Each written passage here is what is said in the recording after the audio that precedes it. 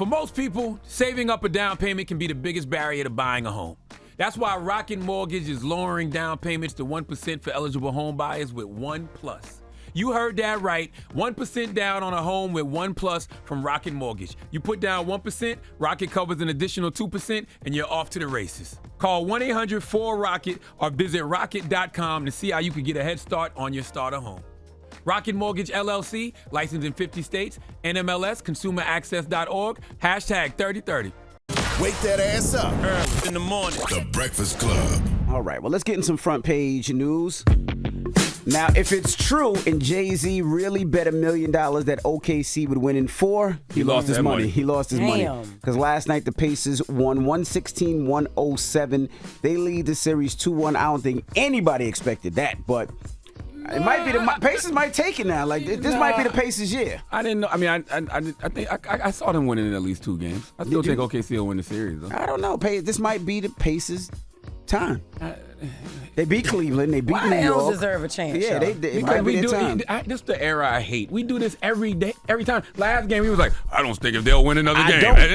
I didn't. You know what I'm saying? But they win, and it's like, this might be their year. Then when OKC win by 20 next game, they'd be like, I don't know who's going to win the series. Exactly. It's like, we don't. But this team wasn't supposed to beat the Cleveland Cavaliers. They weren't supposed to beat the Knicks. Indiana has been probably the best team in the league since February, bro. So they've been one of the top 3 teams in the league since February. It's not a surprise. It might be written for them this year. I don't know. Were they once the underdogs? Did they just come out of nowhere? I think they were the underdog in every series. They were the underdog versus Cleveland. They were the underdog versus the Knicks. They were the underdogs here. People just don't watch Indiana. Since about February, they've been like the top 3 team. But they've been the underdog for all these series. But look at Cleveland was injured. Like they had players down in Cleveland. That's why I said it Milwaukee, might be Damian Lillard didn't play. That's why I said it might be their time. That's why I'm saying that. Ain't nobody hurt on OKC yet. No. Okay. It's a 7-game series. They're losing.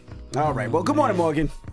Oh, hey, good morning, y'all. How we feeling on a Thursday? Good.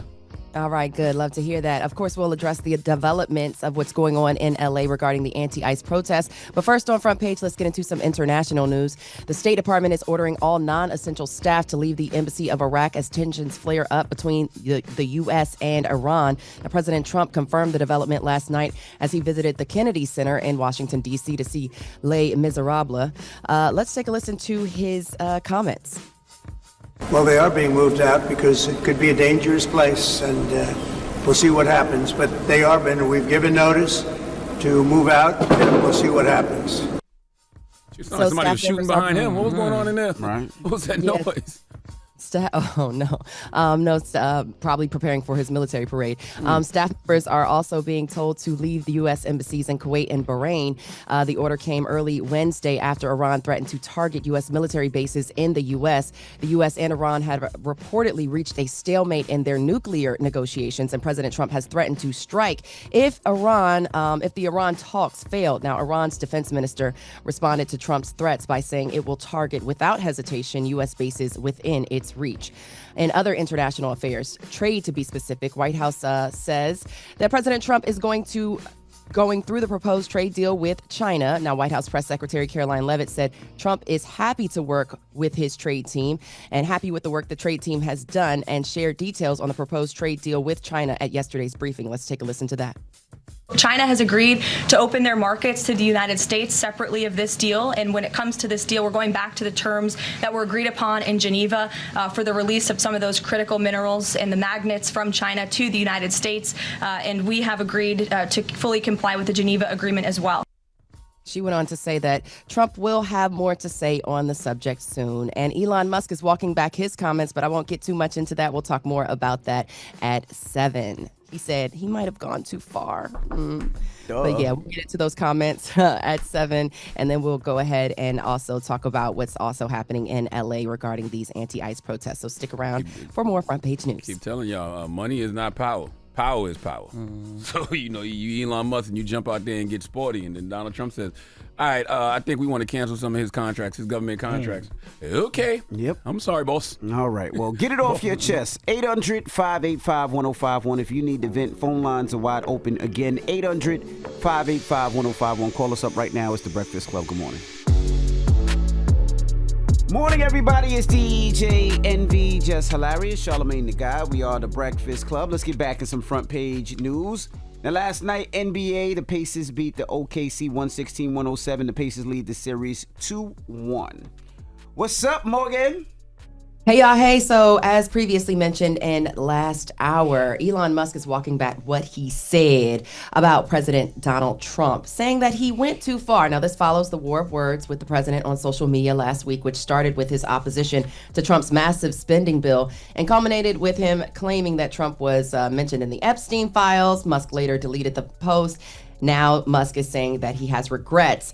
And that he regrets some of the posts he made about Trump and wrote on X this yesterday morning that they went too far. What do you guys think about that? I still don't believe any of this feud. I think it was all wrestling. I still believe that, Elon's companies were suffering and, they wanted to do something to try to get him in good standing. And it still didn't work. Because I think they said he lost like $152 billion in Tesla stock. Yep. On the same day that it happened. But when you think about all the other things that can come from this, like, they're talking about building a Golden Dome. Who you think's going to get that contract? Yep. They're still going to be giving them government contracts for SpaceX. I just think it was all, I really think it was all wrestling. I really do. I think the only way Elon's going to really save his companies is to step down. Interesting take. All right, let's switch gears to LA. The White House says the anti-ICE protests in Los Angeles are aimed at American culture and society. Press Secretary Caroline Leavitt said California is being led by Democrat radicals. She accused LA Mayor Karen Bass of engaging in a campaign of lies, blaming President Trump and law enforcement officers for the violence, and slammed California Governor Gavin Newsom's response to the protests. Let's take a listen to Press Secretary Caroline Leavitt. These attacks were aimed not just at law enforcement, but at American culture and society itself. Rioters burned American flags, chanted "Death to ICE," and spray-painted anti-American slogans on buildings. Democrats like Governor Gavin Newsom and Mayor Karen Bass shamefully failed to meet their sworn obligations to their citizens. They didn't have the courage to do the right thing and protect law-abiding Californians from rioters. That's why President Trump deployed the National Guard and mobilized Marines. Leavitt also warned cities attempting similar types of protests will not be successful. She added President Trump will never allow mob rule, and he won't allow his mass deportation efforts to be deterred by left-wing radicals. The most interesting thing about this, Morgan, is, if you listen to people who actually live in Los Angeles, like who actually live in LA, they are saying the White House and media are hyping this situation up. They're saying it's an isolated incident and it's nowhere near as bad as the media and White House are portraying it. Yeah, let's get into that. In fact, Los Angeles Mayor Karen Bass, she declared a local emergency as anti-ICE protests stretch into its 6th day. Now, the interesting fact that you mentioned is that the actual area seems to be about a 1 mile to 2 mile block radius in a sense. And go ahead. I said, yep, listen, I agree. Yeah, it in terms of, the grand scheme of LA City and LA County. So Bass issued the 8 p.m. to 6 a.m. curfew on Tuesday for part of downtown LA. The curfew covers a 1 to 2 mile square area where the majority of the violence and vandalism has taken place since Friday. It's expected to remain in place for at least the next several days. Now, Bass spoke about what led her to make the decision to issue a state of emergency and the curfew. Let's take a listen to her comments. Clearly, after the violence that took place last night, 23 businesses looted, and just the extensive, widespread nature of the vandalism, we reached a tipping point and declared a state of emergency and called for the curfew.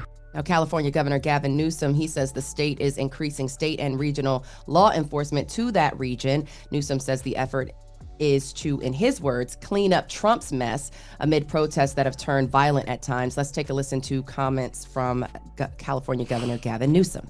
It is wrong to destroy other people's property, and it is wrong to create the conditions that only exacerbate this. But Donald Trump, at the end of the day, is the sponsor of these conditions. So Newsom says he is working to send over 800 additional officers to Los Angeles to manage and help the situation and restore order. So dozens were arrested yesterday. LAPD officers issued another dispersal order after declaring unlawful assembly outside the downtown federal buildings. And again, it is important to mention and note that area in downtown LA is about a 1 to 2 mile radius that they were saying that's actually impacted in the grand scheme of LA City and LA County, which does not seem to be impacted by these protests. You know, like I always say, man, all humans, regardless of what your race is, your sexuality is, your gender, you know, in this country, we just want some money in our pocket and we want to feel safe. Sending the National Guard and the Marines into LA to deal with people protesting ICE raids, that's not making folks feel safe. Like if you're going to be putting the military on people who are, you know, assembling and protesting, peacefully protesting, that's not going to make anybody feel safe. Even if you're not out there, that shouldn't make you feel safe. But wait, there's more. Something to note: if ICE plans to deploy tactical units to locations across the country ahead of expected protest activity this weekend. That's according to a report from Fox News. So-called special response teams will be deployed in New York, Chicago, Philadelphia, Seattle, and Northern Virginia, and possibly even Washington, D.C. Similar teams, of course, were deployed in Los Angeles in recent days amid the anti-ICE demonstrations. It's being called No King's Day. Its protests are anticipated across the country Saturday to coincide with the Trump administration's military parade marking President's birthday and also the Army's birthday. So keep that in mind if you're in one of those major cities and you plan to venture out. And just make sure that you stay safe this weekend and And please, ICE agents, just don't forget who you after. Okay, you after illegal immigrants. You after these people coming into America illegally. You know, the ones that y'all told us are committing crimes. Like, you know, I don't think nobody is against the deportation of illegal immigrants who are here committing crimes. Just go after the criminals. Like, don't go after, you know, people who are just trying to make it in this country, who are just trying to figure it out. Like, you know, that's I think that's the issue. The issue is, you know, people going to what are the things called? The immigration court. And getting locked up there, like people that are actually trying to go through the process and do the right thing, and they're getting snatched up and deported. That's where the issues are. Speaking of deported, I know I gotta go, but did you guys hear about Simon Guobadia, Portia Williams' ex-husband? He's actually been deported by ICE after being detained for about 4 months. So Simon was sent back to his home country of Nigeria just days ago. The 61-year-old businessman is no longer listed in the U.S. Department of Homeland Security database, and his business partner told Us Weekly that he is in good spirits. They went on to say that Simon's not upset with President Donald Trump, but he would like to speak with him and meet with him. Of course, Simon came into the U.S. in 1982. He overstayed his visa as well. He and Portia will continue their divorce proceedings virtually. So that's just something. You can't. By the way, you can't feel sorry for him. He knew he was here illegally. He knew it, and he knew it for a long time. But that goes to show also it's not just Latinos who are being targeted. If you get what I'm saying, it's just immigrants, period, across the board. So it could be your auntie, your uncle. Well, hold on, Morgan. I think we still got to be specific. Say it again. We still got to be specific. He was being targeted because he was actually here illegally. Yeah, well, that's what I'm getting at. Is that it's not just an immigrant. It's not. We got to put illegal in front of it. Okay, yeah, that's right, illegal immigrants. But what I'm saying is that it's not just those south of the border, if you get what I'm saying. Yes. Okay. All right, y'all. So that's your front page news. I'm Morgan Wood. Follow me on socials at Morgan Media. And for more news coverage, follow at Black Information Network. Download the free iHeartRadio app and visit us at BINnews.com. Thank y'all so much. Wake that ass up. In the morning. The Breakfast Club.